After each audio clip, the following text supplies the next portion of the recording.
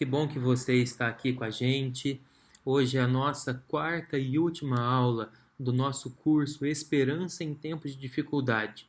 É um curso que nós disponibilizamos para a Igreja Presbiteriana de Barão Geraldo e para quem mais quiser acessar em nosso canal do YouTube a respeito da vida e das profecias e orações do profeta Abacuque, um homem de Deus que viveu em meio a tempos difíceis, que viveu em meio a um caos que Judá estava vivendo e prestes a viver algo ainda pior.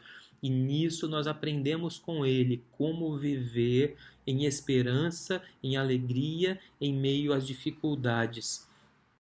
Mark Lloyd Jones diz que o livro de Abacuque é uma ótima ferramenta para nos prepararmos para crises e tempos difíceis, que entendermos e orarmos o que Abacuque entendeu e orou é algo preventivo e algo preparatório para nos ajudar a viver em tempos de dificuldade. Diante disso, uma breve recapitulação. No primeiro capítulo, a primeira oração de Abacuque, no versículo 2, ele diz assim: Até quando, Senhor, clamarei por socorro sem que tu ouças? Até quando gritarei a ti violência sem que traga salvação? Abacuque não estava entendendo o que estava acontecendo com ele e com a nação de Judá. Havia violência por todo lado, havia perseguição, havia pobreza, havia assassinato, havia injustiça, um caos instalado na sociedade. E ele não entendia, ele não compreendia o porquê daquilo tudo. E mais, na percepção dele, Deus estava ausente e Deus estava distante de tudo aquilo, apático, a ponto dele orar: Senhor, o Senhor não está enxergando tudo isso? O Senhor não está vendo? Por que o Senhor não faz nada? Por que o Senhor não atua? Por que o Senhor não livra? Até quando essa desgraça vai continuar acontecendo? Senhor, tem misericórdia, faça alguma coisa. E Deus responde e diz assim: Ó Abacuque, olhem as nações e contemplem-nas. Fiquem atônitos e pasmem, pois nos dias de vocês eu farei algo em que não creriam se lhes fosse contado. Deus diz assim: Abacuque, Abacuque, eu estou trabalhando na história. Eu continuo sendo Deus. Eu estou no mais alto e sublime trono. Ali eu estou. Fique em paz. Eu estou trabalhando, eu não sou pego de surpresa, eu não sou pego desprevenido, eu sei de tudo. Estou em todos os lugares e tenho poder para cuidar, para fazer o que eu quiser. Fique em paz. A situação não saiu do meu controle. Eu estou atuando na sua vida, estou agindo para o seu bem, estou atuando na vida de Judá, estou atuando na história. Mas se eu fosse te contar, Abacuque, tudo que eu estou fazendo e por que eu estou fazendo isso tudo por meio da dor, da dificuldade, você não entenderia. Os planos de Deus são diferentes dos nossos. O tempo de Deus é diferente do nosso. Então Abacuque depois espera no Senhor, e nós já estudamos isso. E Deus traz uma outra resposta a Abacuque. E aqui, nesse dia de hoje, no terceiro capítulo, nós vemos Abacuque respondendo em oração, a sua última oração ao Senhor. Que está em Abacuque capítulo 3, e eu quero ler esse texto com você. Preste atenção. Oração do profeta Abacuque, uma confissão. Senhor, ouvi falar da tua fama e temo diante dos teus atos, Senhor. Realiza de novo em nossa época as mesmas obras. Faze-as conhecidas em nosso tempo. Em tua ira, lembra-te da misericórdia. Deus veio de Temã, o Santo veio do Monte Parã. Sua glória cobriu os céus e seu louvor encheu a terra. Seu esplendor era como a luz do sol. Raios lampejavam de sua mão, onde se escondia o seu poder. Pragas iam adiante dele, doenças terríveis seguiam os seus passos. Agora, só uma pausa, preste bastante atenção nesses versículos do 4 que a gente já leu, mas preste atenção de agora até o versículo 15. Nós não voltaremos neles todos depois, mas guardem as imagens que Abacuque está usando para descrever Deus e os atos de livramento que Deus operou já na história do povo de Israel, especialmente imagens relacionadas com o Êxodo. Versículo 4.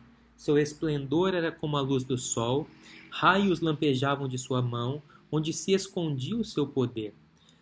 Pragas iam adiante dele, doenças terríveis seguiam seus passos.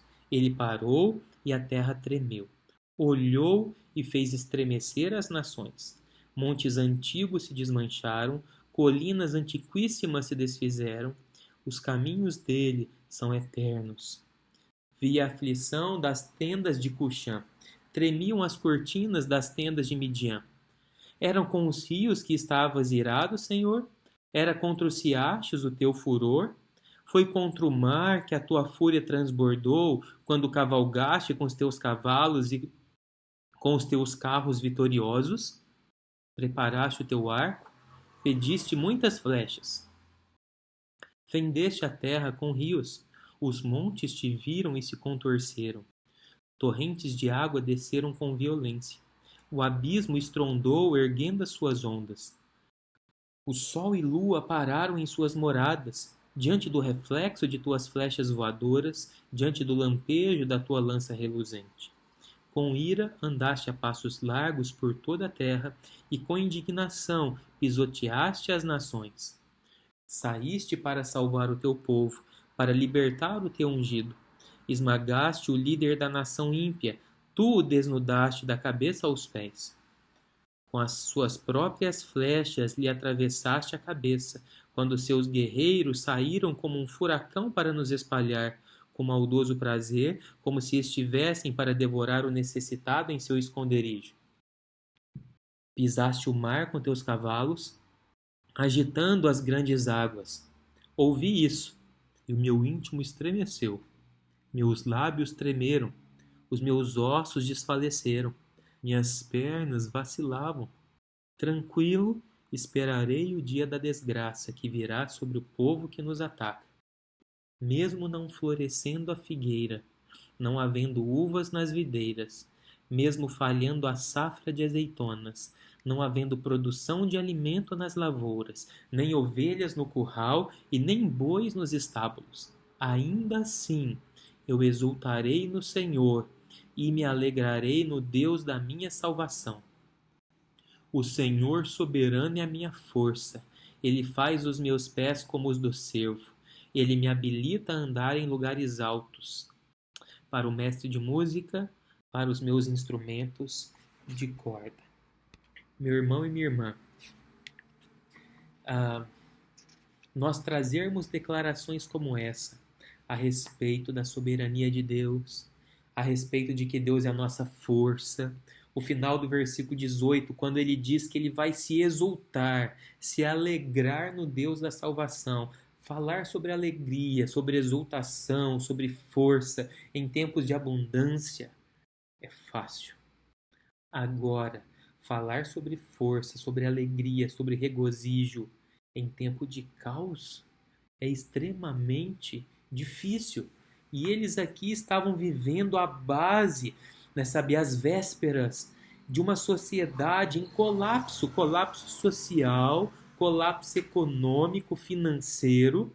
Porque olha o que ele diz: lembre-se que é uma sociedade agrária que vivia do campo, que vivia do que os animais produziam. E ele diz assim: mesmo que não tenha figos, mesmo que não tenha uvas nas videiras, mesmo que a gente não tenha nenhuma azeitona, mesmo que não haja nenhuma produção de alimento nas lavouras, nem ovelhas no curral e nem bois no estábulo, mesmo que a gente não tenha nada, mesmo que a gente perca tudo, mesmo que a gente não tenha comida, olha que profundo isso, nós nos alegraremos e exultaremos no Senhor. Sabe o que isso me fala? Me fala o seguinte, que é possível a alegria caminhar junto com a dificuldade, com a tristeza e com a dor. É possível em tempos de caos, é possível em tempos de escassez provarmos de alegria e de regozijo. Aqui Abacuque está dizendo isso, mesmo quando não tiver nada disso. nós vamos nos alegrar, porque nós nos alegramos no Senhor. Eu creio que esse é o ponto central desse texto, a gente entender essa alegria em tempos de dificuldade. Mas para isso, eu quero trazer uma repetição que Abacuque usou em vários versículos desse texto, que é a respeito da ira de Deus. Versículo 2, versículo 8 e versículo 12, nós temos a expressão ira sendo repetida. E não só isso, nós temos outras expressões, outras palavras que não são ira propriamente dita, mas estão relacionadas com a ira. Quando ele diz indignação, entre outras, são palavras que remetem à ira, porque Abacuque está dizendo nesse texto a respeito da ira de Deus. Qual é o problema nisso tudo? Nós, nós não entendemos o que significa a ira de Deus, porque nós associamos a ira de Deus com a nossa ira humana. A nossa ira humana, ela é raivosa, ela é grosseira, ela é vingativa, ela é cruel, ela não visa bem de ninguém, ela visa destruição. Se você ouve a palavra ira, você já pensa em alguém soltando fogo pelos olhos, fumaça, nervoso, querendo resolver aquilo com briga, com palavras duras, grosseiras, com gritarias. Mas a ira de Deus não é a respeito disso. Romanos, que é um texto muito conhecido que fala sobre a ira de Deus, primeiro capítulo, versículo 18, diz o seguinte: portanto, a ira de Deus é revelada dos céus contra toda a impiedade e injustiça dos homens que suprimem a verdade pela injustiça. Paulo está dizendo que Deus revela sua ira na impiedade do homem, no pecado do homem, na injustiça do homem, que não ligam, que não vivem mais diante da verdade de Deus, mas se afastam dessa verdade, de que o julgamento de Deus ele está relacionado com a nossa idolatria. E o julgamento de Deus implica ele nos entregar para os nossos ídolos e para as consequências da nossa vida idólatra. Olha uma outra repetição nesse mesmo texto de Romanos 1, os versículos 24, 26 e 28, quando diz que Deus nos entregou a nossa impureza sexual, Deus nos entregou as nossas paixões vergonhosas, Deus nos entregou a uma disposição mental reprovável para praticarem o que não devia. Se tem algo de cruel e de ruim que pode acontecer com a gente, é a ira de Deus sobre nós chegar a tal ponto que ele vai dizer assim pra gente: ok, você quer servir esse Deus, você quer servir o Deus do sexo, você quer servir o Deus das suas paixões, das suas vergonhas, dos seus amores desordenados pela carreira, pelo trabalho, pelo dinheiro, pelas pessoas, pelo seu corpo, pela sua saúde, seja o que for, você quer servir esses deuses, então eu vou te entregar essas paixões. E você vai sofrer as consequências dessas paixões. Isso é algo horrível. E a ira de Deus se manifesta nesse sentido, de acordo com Paulo aos Romanos. Quer servir seus ídolos? Então você vai colher as consequências da idolatria. Ezequiel, um profeta do Antigo Testamento, capítulo 23, versículo 49. Vocês sofrerão, aqui ele fala sobre a consequência da idolatria. Vocês sofrerão o castigo de sua cobiça e as consequências de seus pecados de idolatria. Qual é a consequência da idolatria? Castigo, dor. Ok? Então essa é a consequência natural. E qual é o alvo de Deus permitir que soframos o castigo? Qual é o alvo de Deus permitir a sua ira sobre nós para que sejamos entregues às nossas paixões? O alvo é a gente saber, a gente relembrar que Ele é o soberano e que Ele é o Senhor. É um objetivo corretivo da parte de Deus para nos trazer quebrantamento, humildade e arrependimento diante do nosso pecado, para que voltemos de volta para Deus.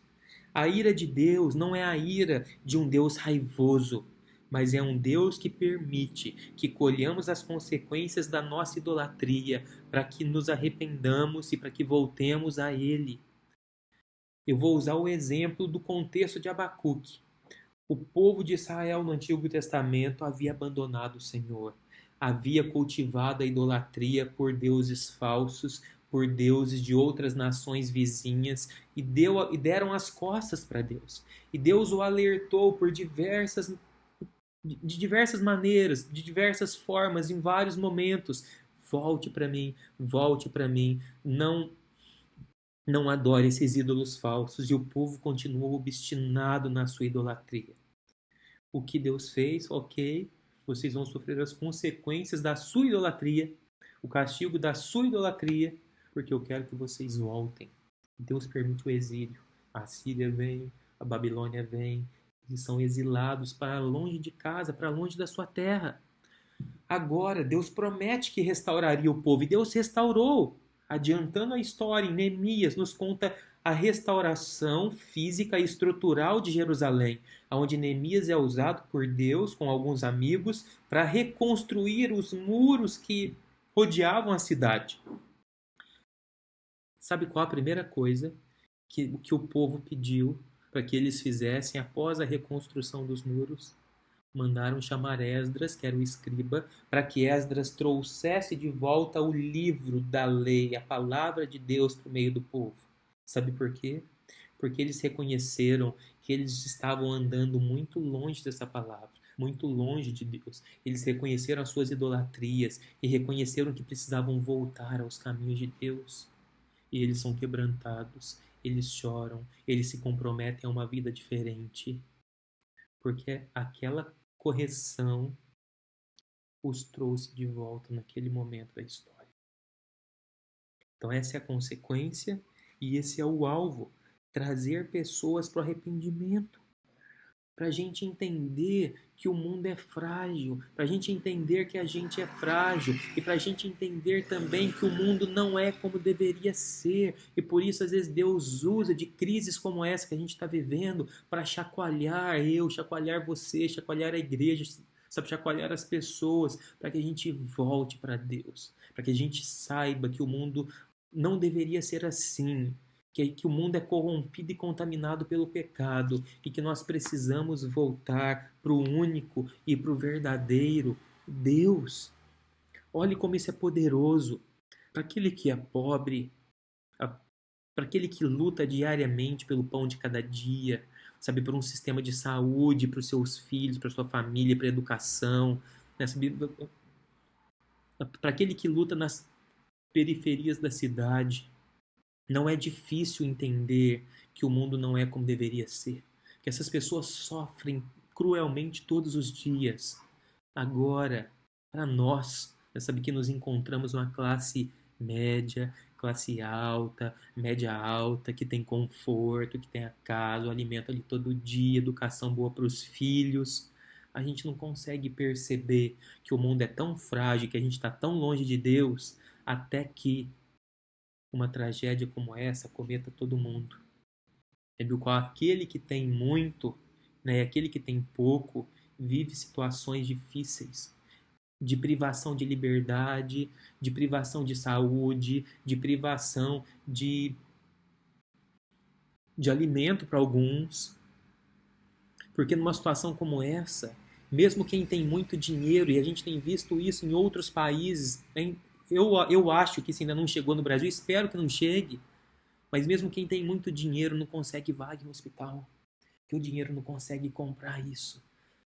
Então, nesse momento, até os que têm conforto e riqueza percebem que o mundo não é como ele deveria ser. E Deus usa disso tudo, dessas crises, para revelar a sua ira, sim, permitindo que provamos as consequências da nossa idolatria, mas com o objetivo de nos trazer de volta para o caminho do Senhor. Será que o Senhor tem falado isso com você?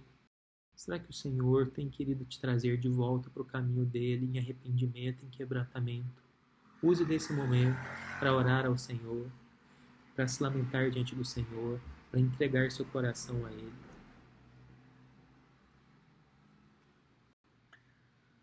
Versículo 16. Quando Abacuque ouve tudo aquilo a respeito de Deus e do que ele tinha feito na história, no seu íntimo ele estremece, ele fica com medo. Os lábios tremem, falta-lhe palavras. Os ossos desfalecem de fraqueza e as pernas tremem, tremem, tremem. Ele tem medo. Por isso que esse texto ele é sobre ter confiança e alegria em tempos de medo e incerteza, aonde na cultura agrícola, como eu disse, tudo estaria perdido. A ira de Deus pode trazer a confiança de que Deus está trabalhando em seus propósitos e nós podemos descansar em meio a eles. Agora, o que fazer e o que Abacuque fez, nós podemos aprender com ele 4 pontos sobre o que Abacuque fez nesse contexto que eu acabei de trazer para você. Primeiro, ele diz: Senhor, eu ouvi falar da tua fama. Senhor, eu sei quem você é. Eu sei que você, Deus, é o Deus que libertou o povo do Egito. Eu sei que você, Deus, é o Deus que abriu o Mar Vermelho para o povo passar. Eu sei que você, Deus, quando o povo teve fome no deserto, milagrosamente enviou sustento do céu, maná, para que o povo não tivesse fome. Ele começa a relatar os feitos de Deus e se lembrar quem Deus era. Tem várias expressões no texto a respeito da imagem de Deus como um guerreiro. Não um exército, mas um guerreiro que iria destruir o maior império da época, que era o Babilônia. Você consegue imaginar isso? Abacuque está resgatando no seu íntimo, na sua mente, no seu coração, quem Deus é. Não é um Deus pequeno dentro de uma caixa ilimitado, mas é um Deus poderoso, maravilhoso, Rei dos reis, Senhor dos senhores, que está sentado no mais alto e sublime trono, um rei que é um guerreiro no seu cavalo, que apenas ele, no poder da sua palavra, ele pode destruir um exército gigante e poderoso. Você precisa resgatar no seu íntimo quem Deus é, a fama de Deus. Como você tem lidado com Deus nesse momento histórico? Um Deus pequeno, limitado, frágil, que é pego de surpresa diante de tanto caos e crise, ou um Deus soberano, majestoso, bondoso, guerreiro, que tem poder para fazer todas as coisas. Essa semana, num período de devocional com os meus filhos, meu filho menor, Gabriel, de apenas 3 anos, a gente estava estudando a respeito de Jesus, e teve um momento que ele falou assim: Pai, esse Jesus, ele tem poder para consertar tudo, não tem?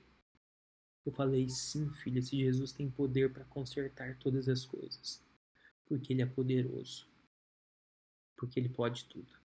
Resgate no seu íntimo a fama de Deus, a fama bíblica de quem Deus é.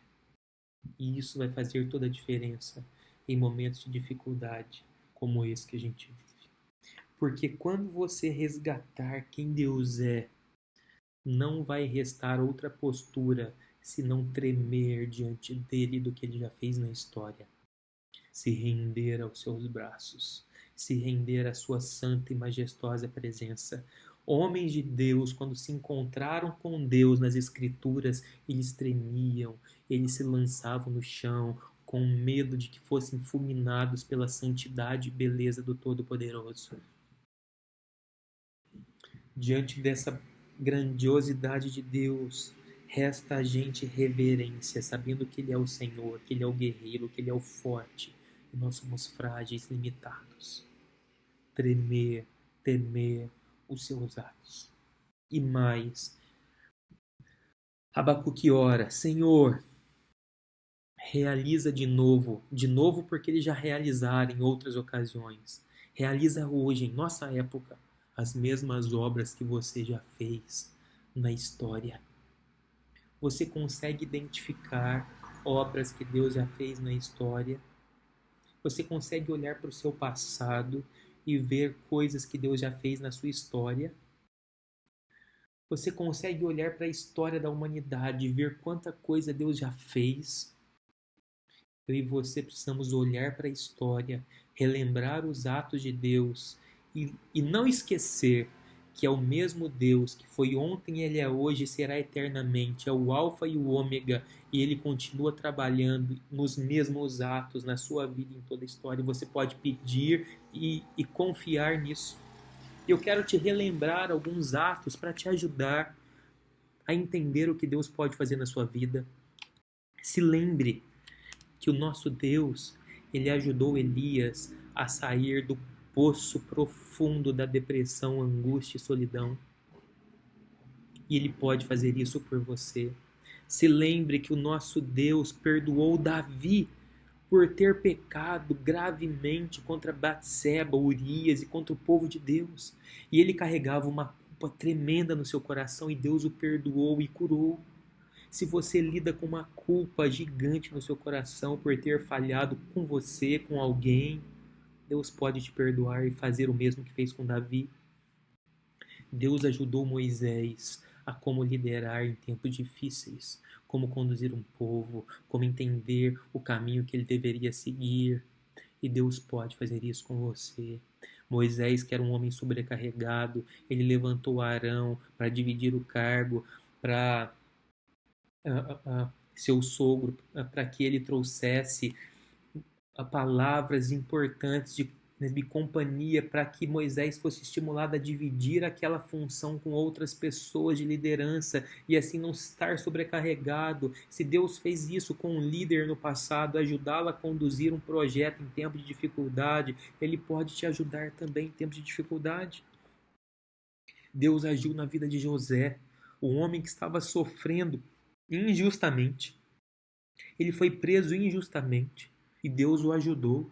Talvez você sofre hoje de algo que não deveria sofrer ou colhe consequências de coisas que você não deveria colher porque recebeu algo injusto na sua história. Deus ajudou José, ele pode continuar fazendo isso hoje na sua vida. Deus ajudou Jó em meio a um dos maiores sofrimentos que nós temos relatados na Escritura. Um homem que perdeu tudo, a gente já citou ele em aulas anteriores, e Deus o ajudou. Da mesma maneira que Deus ajudou Jó, ele pode te ajudar. Tenha consciência disso. E ore isso, Senhor. Eu sei que o Senhor agiu na história dessa maneira. Continua fazendo isso hoje. Continue trabalhando hoje da mesma maneira, pela sua misericórdia, pelo seu amor, em nome de Jesus. E uma última coisa, lembra-te da tua misericórdia. Quando ele está dizendo isso, é um lamento. Sabe por quê? Porque se ele está pedindo para Deus lembrar da misericórdia, ele está dizendo o seguinte: Senhor, eu sei que eu mereço, porque eu sou pecador.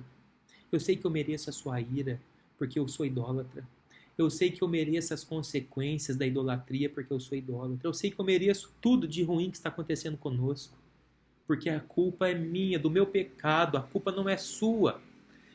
Com essa declaração, lembra-te da tua misericórdia, ele está declarando-se culpado. Mas ao mesmo tempo ele pede: Senhor, não haja com justiça, haja com misericórdia. Porque justiça é quando nós temos aquilo que a gente merecia. Misericórdia é quando nós deixamos de receber aquilo que a gente merecia. E ele está pedindo: Senhor, não haja comigo, não me retribua de acordo com os meus atos, porque eu sei que eu mereço, eu sei que eu falhei, eu sei que eu sou pecador, mas tenha misericórdia de mim, tenha misericórdia do teu povo, tenha misericórdia de nós.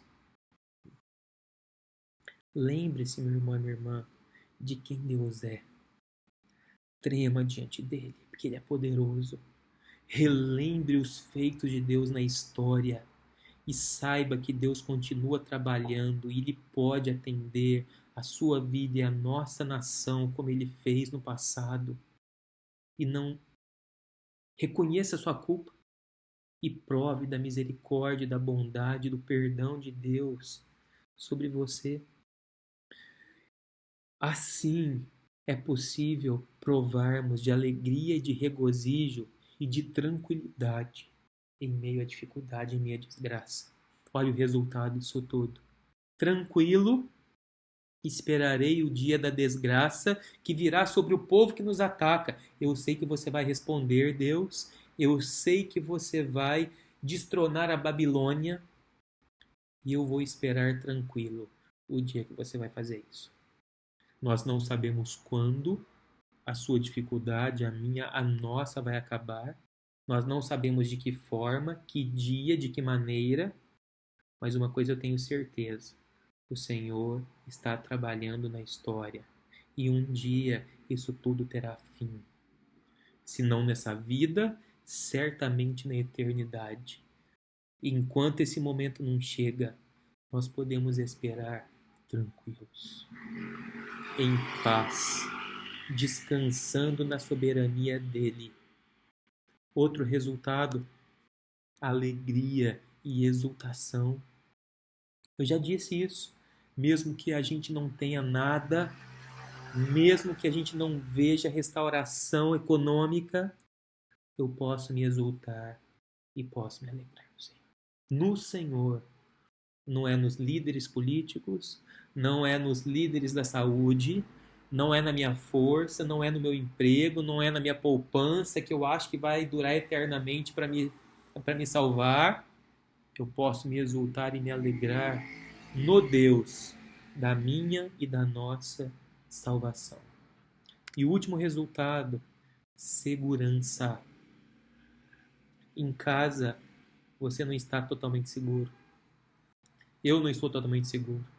Nós só estamos seguros no Senhor, porque a maior necessidade que nós temos é da presença dEle. A única segurança que nós podemos provar é no Senhor. Olha o que esse versículo diz: o Senhor, o soberano, é a minha força. Ele faz os meus pés como os do cervo. O cervo é um animal frágil. Ele me faz ágil como o cervo e faz-me andar em lugares altos. Lugar alto é lugar de segurança. Pessoas, quando querem escapar de guerras, eles vão para o alto das montanhas. Salmo 121, ainda mais um outro contexto sobre o alto de montanhas no Antigo Testamento. Eu elevo os meus olhos para o monte, porque eu sei que é do monte que o meu socorro vem. Aqui ele está dizendo que aquele que entende vê quem Deus é, aquele que sabe que é merecedor da consequência dos seus erros e da sua idolatria, aquele que sabe quem Deus é e o que Deus já fez na história e treme diante dele, ora a ele em lamento, em misericórdia, em amor. Ele se sente alegre, tranquilo e seguro. Mesmo em meio ao caos e à dificuldade, nós provaremos de segurança, que é de onde nosso socorro vem. Você está seguro no Senhor, mesmo que não tenhamos videira, mesmo que não tenhamos azeitona, mesmo que não tenhamos colheita, mesmo que nos falte coisas que achamos necessárias, nós podemos nos alegrar no Senhor. Alegre-se no Senhor, fique tranquilo no Senhor e sinta-se seguro pelos braços do bom e amoroso pastor, aquele mesmo pastor que deu a sua vida pelas suas ovelhas, que somos nós. Hoje, é verdade, não hoje, né? Sabe, nesse final de semana, no qual nós celebraremos a Páscoa do Senhor, é um dia importantíssimo da história do cristianismo, o qual nós celebramos a vitória de Cristo sobre a morte, a ressurreição de Jesus. E Jesus morreu e ressuscitou para te trazer alegria, segurança e firmeza nele. Eu quero orar por você nesse momento. Feche seus olhos. Senhor Deus, Senhor Pai, muito obrigado porque o Senhor é um Deus muito maravilhoso para com a gente. Nós somos merecedores da sua ira, Pai, porque nós somos pecadores, nós somos idólatras e nós constantemente, com muita frequência, amamos mais a criação do que o Criador. Tem misericórdia de nós, perdoe os nossos pecados e tenha misericórdia das consequências dele, Pai. Não nos trate segundo a sua justiça, mas nos trate segundo a tua misericórdia, em nome de Jesus. Nos perdoe e nos purifique, Deus, e que em meio à dificuldade, em meio ao caos, em meio às lutas, nós possamos provar de segurança, de alegria, de regozijo, e de bondade do Senhor. Renove aqueles irmãos e irmãs que têm ouvido essa mensagem nesse momento e que teu Espírito Santo os acompanhe e os abençoe. Em nome de Jesus. Amém. Amém. Que Deus te abençoe, que Deus te fortaleça e que você prove dessa segurança maravilhosa em Cristo Jesus.